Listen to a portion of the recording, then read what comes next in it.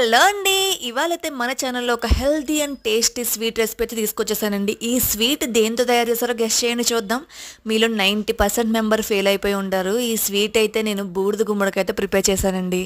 అందరూ షాక్ అయ్యి ఉంటారు కదా! బూడిద గుమ్మడికాయ అంటే మనం దిష్టి కోసమో లేకపోతే సమ్మర్ వచ్చేటప్పటికి బూడిద గుమ్మడికాయ వడియాలు పెట్టుకుంటూ ఉంటాం. కానీ ఇలా స్వీట్ చేసుకోవడం అనేది చాలా రేర్ అనమాట.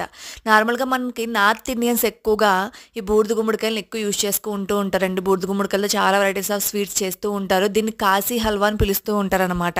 మనమైతే బూడిద గుమ్మడికాయ హల్వా అని కూడా పిలుచుకోవచ్చు. మాకు నచ్చిన పేరులో పిలుచుకోవచ్చు అనమాట.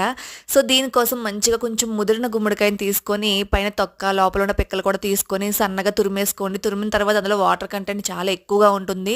వాటర్ వేరేగా తురుము వేరేగా సపరేట్ చేసేసుకోండి. నెక్స్ట్ స్టవ్ మీద ప్యాన్ పెట్టుకుని అందులో గీ యాడ్ చేసుకొని మనకి అవైలబుల్గా ఉన్న డ్రై ఫ్రూట్స్ అన్నీ కూడా మంచిగా రోస్ట్ చేసుకొని పక్కన పెట్టేసుకోండి. సేమ్ ప్యాన్లో మన బూడిద గుమ్మడికాయ తురిమిన బూడిద గుమ్మడికాయ ఉంది కదా, దాన్ని కూడా వేసుకొని మంచిగా రోస్ట్ చేసుకోండి. మరీ ఎక్కువ మాడిపోక్కర్లేదు. వాటర్ కొంచెం ఇంకి రోస్ట్ అయితే సరిపోతుందన్నమాట.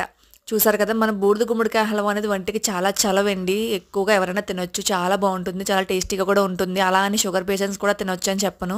ఎందుకంటే ఎవరైనా కొంచెం తింటే ఎవరికైనా హెల్త్కి ఏ ప్రాబ్లమ్స్ ఉండవు. డెఫినెట్గా ట్రై చేయండి. చాలా అంటే చాలా బాగుంటుంది. రెగ్యులర్గా చేసుకునే క్యారెట్ బీట్రూట్ హల్వాలతో పాటు ఇది కూడా చాలా హ్యాపీగా తినొచ్చు. హెల్తీగా కూడా ఉంటాం అనమాట.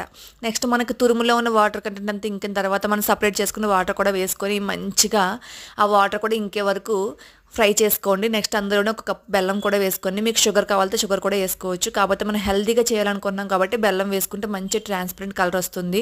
మనకి హల్వా అనేది ప్యాన్ కంటుకోకుండా